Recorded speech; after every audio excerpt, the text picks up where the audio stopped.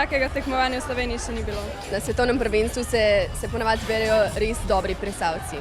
Najprej je bilo državno prvenstvo, ki je odločalo, koliko formacij iz Slovenije bo pač zastopalo Slovenijo na svetovnem prvenstvu. Garamo celo leto, zato da pač si v bistvu pridemo na mesto, katerega si zaslužimo in želimo. Veliko je bilo tudi jokanja, stresa, neprespanih noči.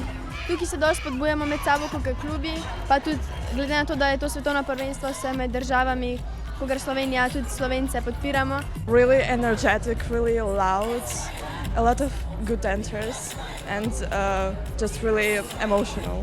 Takrat, ko pa tekmuješ, je pa vedno ta pritisk za dobre rezultate in da dobro odplešeš in pritisk tudi malo trenerja.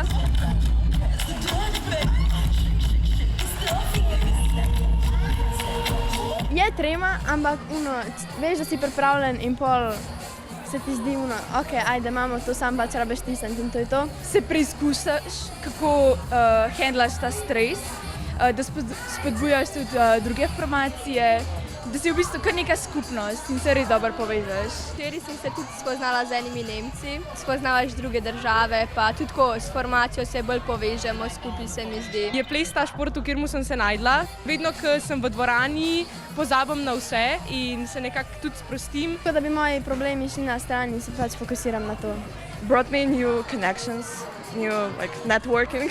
Ful veliko frendov dobiš. Mi daje samozavest in kadarkoli se slabo počutam, po treningu se zmeraj bolj počutam, ker sem naredila tudi nekaj dobrega zase, za telo, za dušo.